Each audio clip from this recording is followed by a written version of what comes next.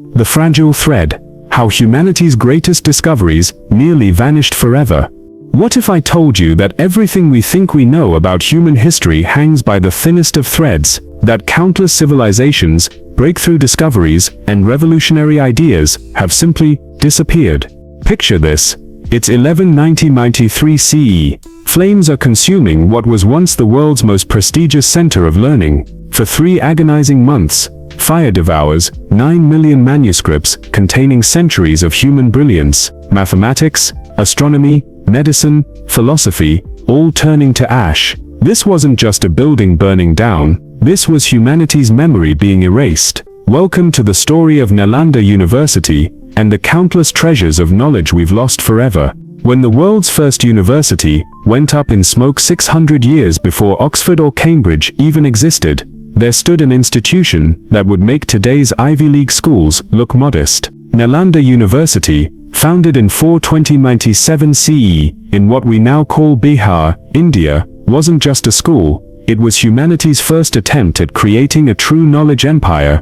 Imagine tens of thousands of the brightest minds from across Asia gathering in one place. Picture scholars debating revolutionary concepts in medicine, while mathematicians nearby cracked numerical mysteries that wouldn't be rediscovered for centuries. This wasn't just education, this was civilization reaching toward something greater than itself. For over 700 years, Nalanda thrived as the beating heart of human intellectual achievement. Its library didn't just contain books, it housed the collective genius of countless generations, carefully preserved on palm leaves and animal skins, each manuscript a window into discoveries we can barely imagine today. Then came Bakhtiyar Khilji.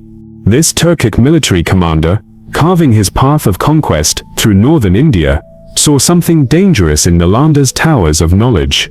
Perhaps he understood, better than we give him credit for, that ideas can be more powerful than armies. His solution was brutally simple: burn it all down. And so humanity watched 3 months of flames consume what might have been our greatest intellectual treasure. When the smoke finally cleared, 9 million manuscripts, representing centuries of accumulated human wisdom, had been reduced to nothing but ash and memory. The ghosts of lost civilizations, but Nalanda's destruction was just one chapter in a much larger, more heartbreaking story. Throughout history, we've repeatedly witnessed the systematic erasure of human knowledge, each event leaving gaps in our understanding that we're still trying to fill today. Julius Caesar, that legendary Roman general, accidentally torched the Library of Alexandria in 40-88 BCE during his military campaigns. Scholars estimate that anywhere from 40,000 to several 100,000 books vanished in those flames, texts containing the collected wisdom of the ancient Mediterranean world. The Maya civilization, with their sophisticated understanding of astronomy and mathematics, saw nearly their entire written legacy destroyed in a single cultural genocide.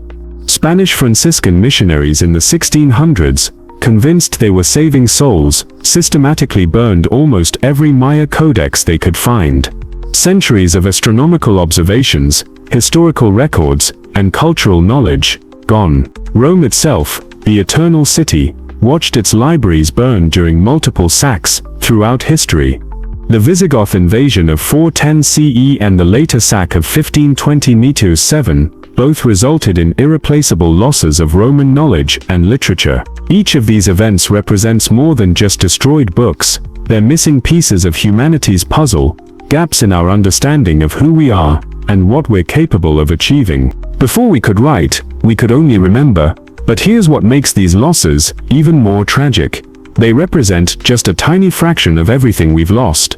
For the vast majority of human existence, millions of years before anyone ever scratched symbols onto clay, all of our knowledge lived exclusively in human brains.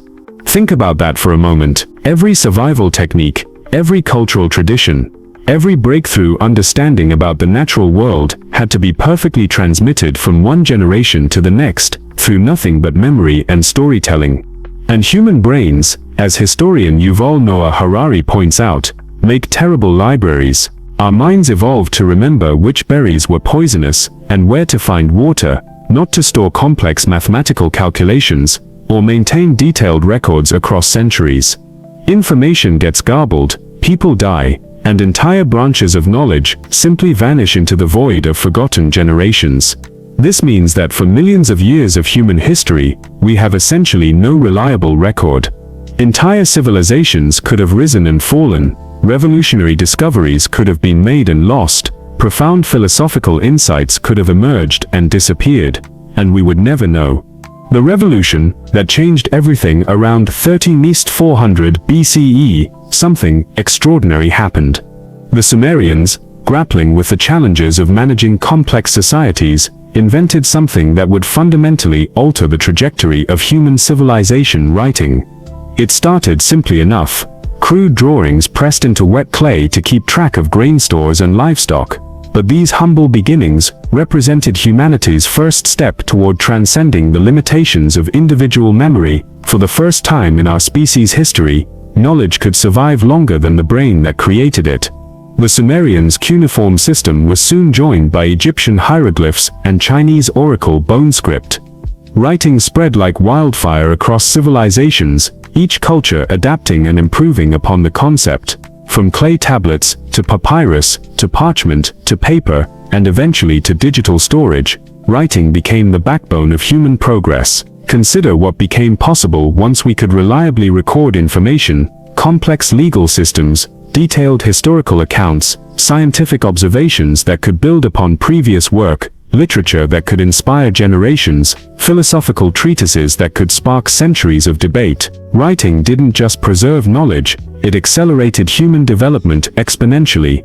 Without writing, we'd still be starting from scratch with each generation. There would be no accumulated scientific knowledge, no complex technology, no rich cultural traditions passed down through millennia.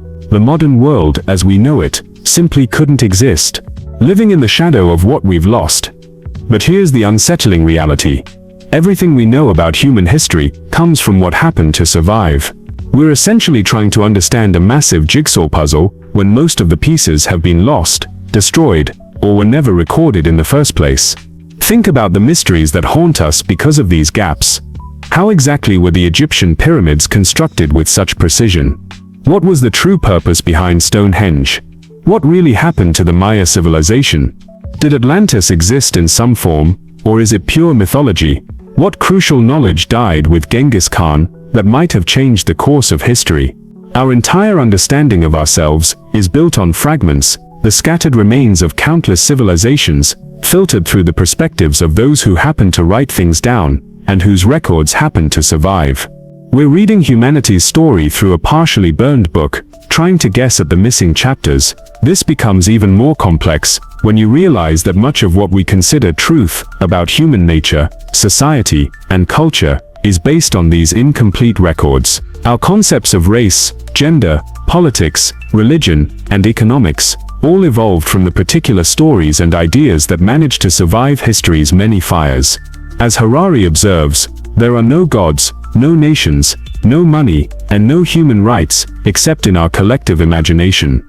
These powerful concepts that shape our world exist because certain ideas survived and spread, while others vanished without a trace. From too little information to too much, fast forward to today, and we face an almost opposite problem. The digital age has made creating, copying, and preserving information almost effortlessly easy. Most written work now exists in multiple formats, backed up across countless servers worldwide. We've seemingly solved the problem of knowledge preservation. But we've created new challenges in the process. Instead of risking the loss of all information, we now struggle with information overload. The internet puts virtually all of human knowledge at our fingertips, but it also floods us with misinformation, conspiracy theories, and deliberately misleading content. Modern censorship doesn't work by destroying information. It works by burying truth under avalanches of noise. As Harari puts it, in ancient times, having power meant having access to data. Today, having power means knowing what to ignore. We face the paradox of having access to more information than any generation in history, while simultaneously struggling to determine what's actually true. Echo chambers and algorithmic filtering can create personal realities just as isolated from broader knowledge as any burned library. The threats that still remain don't think we've completely escaped the old dangers either. Cyber attacks can still wipe out vast digital archives. Natural disasters can destroy servers and data centers. Political upheavals can lead to systematic destruction of information. Climate change threatens physical archives and digital infrastructure alike. Perhaps most concerning, the same forces of ignorance and ideology that led to the burning of Nalanda University still exist today. The deliberate rejection of expertise, the politicization of knowledge, and the spread of anti-intellectual sentiment all pose ongoing threats to humanity's accumulated wisdom. We're also seeing new forms of knowledge destruction, the closure of libraries due to budget cuts, the loss of specialized expertise as older generations retire, and the gradual erosion of attention spans in an age of constant distraction. The technology that offers hope, yet there's reason for optimism. The smartphone and internet represent perhaps the most significant leap in information access since writing itself. They've created the first truly global library, accessible to anyone with a connection. This democratization of knowledge offers unprecedented opportunities for human learning and growth. But with this opportunity comes responsibility.